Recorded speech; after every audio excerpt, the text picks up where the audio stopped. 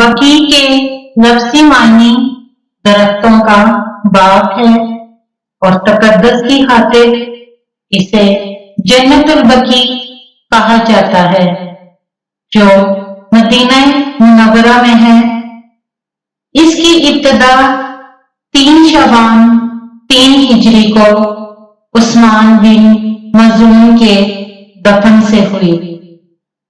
इसके बाद हजरत मोहम्मद सल्लल्लाहु अलैहि वसल्लम के फर्जंद हजरत इब्राहीम अलैहिस्सलाम की तदफीन हुई।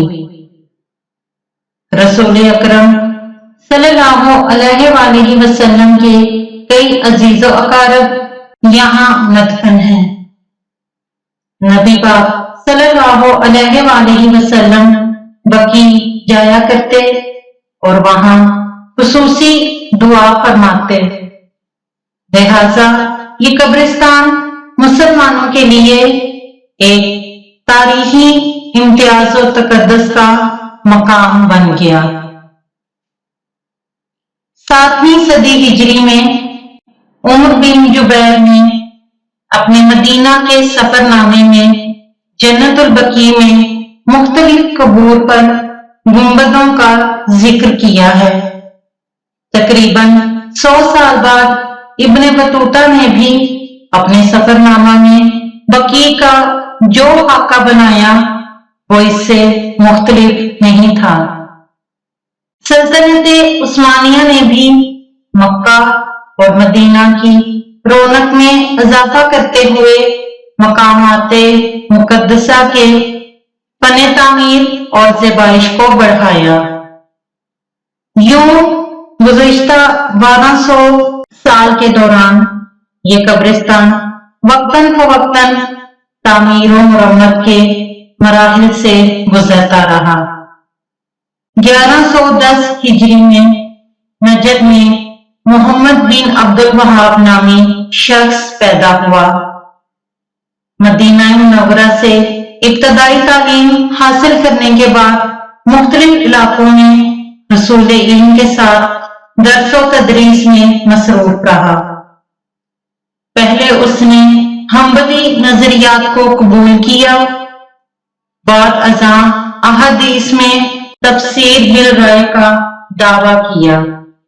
मुखालफाना नजरियात की बिना पर उसे बस्ती से निकाल दिया गया। उस वक्त नजद में मोहम्मद बिन सऊद नामी शख्स के जेरे असर कबीलों का दारोमदार हमसाया बस्तियों में लूटमार और अपने इलाका की हदूद बढ़ाना था। मोहम्मद बिन सऊद ने मोहम्मद बिन अब्दुल वहाब को अपने कबीले में पनाह दी। इन दोनों के माबैन वहाबियत के फरोग का मुआहिदा हुआ। यूं उसने जाहिल अरबों को अपनी तरफ माइल करके वहाबियत के नाम से अकीदा कायम किया, जिसकी रूह से इस्लाम में कब्र परस्ती शिर्क है। कबूर पर साहिबा छत या गुंबद को कुफ्र करार दिया और ज़ियारत कबूर को नाजायज।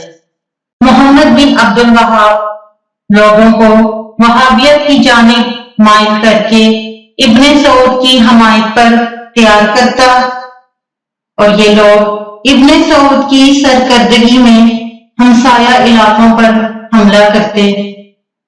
इस तरह इब्ने सऊद ने हिजाज पर कब्जा करके अब्दुल वहाब को अपना काजी मुकर्रर किया, जबकि वहाबियत को सरकारी मजहब का दर्जा दिया गया। इब्ने सऊद के मरने के बाद उसके भाई अब्दुल अजीज बिन सऊद ने भी इस मुआहदे को जारी रखा। वहाबियत के प्रचार से आलमे इस्लाम में इंतशार फैल गया, जिसका फायदा उठाकर अब्दुल अजीज बिन सऊद ने 8 जनवरी 1926 में जजीरतुल अरब को सऊदी अरब का नाम दिया और अपनी हाकमियत का ऐलान कर दिया। उनके हमलावर جب مدینہ طیبہ میں داخل ہوئے تو انہوں نے جنت البقیع کو منہدم کر دیا، سوائے روضہ رسول صلی اللہ علیہ وآلہ وسلم اسی قبر پر ہوگا باقی نہ رہا۔ اکثر قبور کے تعویذ و الوا توڑ دیے گئے، علاوہ ازیں عراق، شام اور مصر سے حج و دیگر امور کے لیے آنے والوں پر پابندی عائد کر دی گئی۔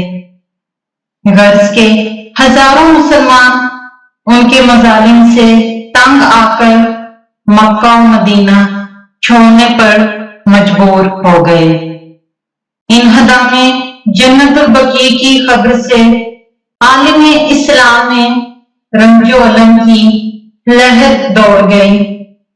ساری دنیا کے مسلمانوں نے احتجاجی جلسے کیے۔ مسلمانوں کے مسلسل احتجاج پر سعودی حکمرانوں نے مزارات کی مرمت کی یقین دہانی کروائی، مگر آج تک یہ وعدہ پورا نہیں ہوا۔ آج سے تقریباً 8 دہائی قبل 1344 ہجری اور 1926 عیسوی میں 8 شوال کو مدینہ منورہ میں جنت البقیع اور مکہ معظمہ میں جنت المعلی کے مقبروں اور مزارات کو مسمار کر دیا گیا۔ یہ مزارات جناب فاطمہ الزہرا سلام اللہ علیہا، امام حسن علیہ السلام، امام زین العابدین علیہ السلام، امام محمد باقر علیہ السلام، امام جعفر صادق علیہ السلام اور دیگر اولاد ازواج پیغمبر صلی اللہ علیہ وآلہ وسلم، اصحاب اور شہدائے راہ حق کے تھے۔